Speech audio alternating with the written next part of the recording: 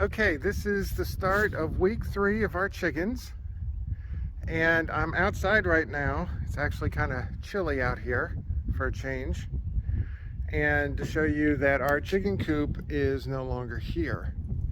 And the reason for that is originally we were going to have 3 chickens because they say you need to have at least 3 chickens because they're, of their hive or herd mentality, or in this case flock because they're a bird. And then we decided that no, the chicken coop that we had would have, quote, up to 6 chickens, so let's just have 6 chickens. And then when we ordered the chickens, they would only come in an order of 10. And I'm glad we did order, because the local people, at least around here, the chickens, their baby chicks will come in and they'll be like gone in like an hour or two. So unless you get there at the right time, you might as well just forget it. So I'm glad we ordered our chickens. But there's a thing in the chicken community called chicken math. And yes, that's a thing, because we started with, we wanted 3 chickens. And then we said, no, we're going to have 6 chickens. And then now, since the chickens are a little older, Audra's like, I don't want to get rid of any of them. So I guess we're going to have 10 chickens now. So yes, chicken math is a thing. And so, let me zoom out a little bit while I'm out here. The coop that we had bought from Tractor Supply was supposed to be up to 6 chickens.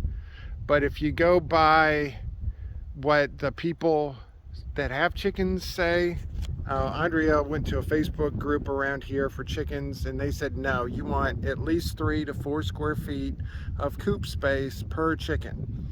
And that little coop that we had, the coop part was only about 8 square feet, so it could handle maybe 3 chickens, maybe. But even though it said it could handle 6 chickens, so I don't understand the chicken math as far as the manufacturer of the coop was concerned. So anyway, even though we had assembled it ourselves, since it had not been used, it had just been sitting outside for the last couple of weeks, Tractor Supply, we took it back to them and they accepted it. And we got our money back. And it's not that the coop was bad, it's just we were going to have too many chickens for that particular coop. And they had a couple of the same ones at that particular location, and they were sold. So this one will probably be sold pretty quick. Let me zoom in a little bit, see what the guys are doing. Yeah, it was raining all day yesterday, so the guys were cooped up, so to speak. So now they've been outside a lot more today. So as you can see, ladies is prancing around. So anyway, I just wanted to show you that. Well, let me zoom out. There we go. So I just wanted to show you that. Then we'll go inside. I'm also stalling a little bit because I just made some eggs up, so I was wanting them to cool before I gave it to them. So let's go inside. Okay, so let's go inside. All right, so since last week, we've had a few changes. First of all, right after I did the video last week, they were getting a little bit broody, or as I say, cranky. So we went ahead and we gave them the rest of the run area. Let me pause and get the lid off. Okay, that's a lot better. Now we can actually see them.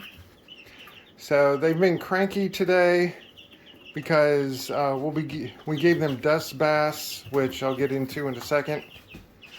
And so basically what we did is we gave them the other half, and then over the course of the week, we gave them grit, which the grit container, let me zoom in on it, is right there and upside down. They keep flipping the grit container over. So I don't know if they really want the grit or if they think it's a dust bath. So we're going through grit like there's no tomorrow. As you can tell, the material we were using the pine flakes, and Andrea looked up and she wanted to get hemp instead, so we ordered a big container of hemp, a big bale of hemp, and that came late last week. And then we cleaned out the entire brooder area yesterday and replaced it with hemp. And so as you can see, the girls are very active. And so Andrea decided that we needed to give them dust baths last week. And the dust baths, we used half dried dirt that we had here and that I just got out in the yard. And then we put some diatomaceous earth in with it. And the diatomaceous earth is going to help keep mites and stuff off of them. And so we put it down. As soon as they figured out what it was, they were just going in there and having a ball. At the end of this video, I'm going to have a dust bath that Andrea had videotaped last week. That was with the dirt and the diatomaceous earth. But the problem with that particular dust bath is it not only got the chickens happy, but it created a dust cloud in this entire room, as you could tell. And so we're newbies here, so yeah, we kind of figured that out the hard way. So Andrea looked up online and said that there are a bunch of herbs that you could use as a dust bath instead. And so we had a lot of these herbs already, and these are herbs that the chickens can be able to eat, so it's not toxic to them. Like one was peppermint. Don't ask me what the rest of them are. But so Andrea, she got all that. She had a little herb grinder, ground them up as fine as she could. And then they've been dust bathing with that. So that's been keeping the overall dust down. I also went out and got a couple of sticks because they were wanting something to do. So I gave them couple of sticks, so they go in there, and at night they want to actually start perching on that to roost, and so we have to shoo them under the heater. It seems like if we get it like mostly dark in here, we can shoo them under the heater, and then we can get it all the way dark, and then they'll stay put because chickens have really bad nighttime eyesight. And so that's the case. But the other thing I wanted to talk about, we ordered Golden Comet chickens. And so that's what we thought we got, was Golden Comet chickens. And I looked back at the order, and yes, that is what we ordered. Well, Andrea joined her Facebook group last week, and so she sent a picture in of the chicks to show everybody our nice chicks that we got. And everybody immediately said, those are not Golden Comets. And we're like, what? And they said, no, those are Easter eggers. So we looked up on what Easter egger chicks look like, and sure enough, these are all Easter eggers. The Easter eggers and the Golden Comets are similar. They're about the same size. They're heat, cold tolerant, that type of thing. The difference between them is, one, the Easter eggers are going to live a lot longer, potentially, like 5 to 8 years, where the Golden Comets like 3 to 4. They produce less eggs a year. I don't know if they produce eggs longer than the Golden Comets, but we'll figure that out in due time. But the two things that are different is that the Golden Comet's eggs are brown, and they're large eggs, where the Easter egger eggs are medium-sized eggs, and they're different colors. So they might be blue, they might be green, they might be brown, might even get pink, might even get olive. Now, from what Andrea read, if a particular chicken will do like a blue egg, for instance, they will always do that same color. So it's not like it's a different color every time. But because we have 10 chickens in here, we might get 3 or 4 different colors of eggs. So that'll be exciting.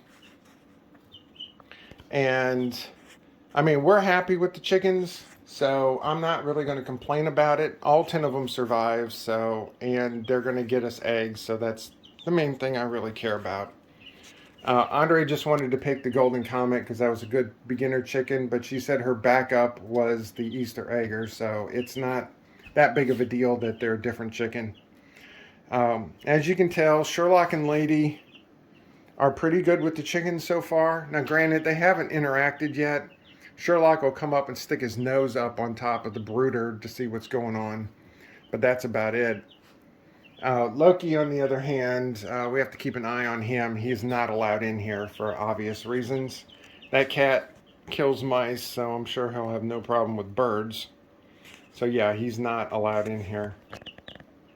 Getting back to the hemp is supposed to produce less smell, less dust, and you can do what they call a deep litter method, where the chickens, their waste becomes the green of compost, and then the hemp becomes the brown of the compost, and so it produces its own composting.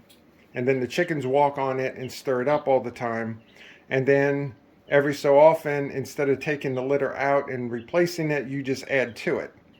And you keep on adding to it, and then over time it'll get about, they say, about 10 inches to a foot tall, and then that's when you clean it out, start it over again, but you get nice good composting while that happens. So we'll see if that's actually the case. I like the fact of not having to clean this out every single week. So we'll see how that goes. Theoretically, we will not clean this out while they maintain themselves in here. We will add to it, obviously, but not clean it out. So the other difference with the Easter Egger and a Golden Comet is Golden Comets will fly if they have to, but they're not real flyers. Easter Eggers, on the other hand, we've had multiple people tell us this, they will definitely be flying.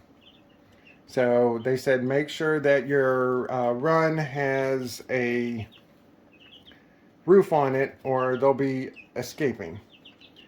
And so our run has a roof on it, and then the coop we're going to build, instead of going inside the run, is going to be to the side of the run. We're going to take one of the wall panels off, and then that's where the run is just going to connect into the coop.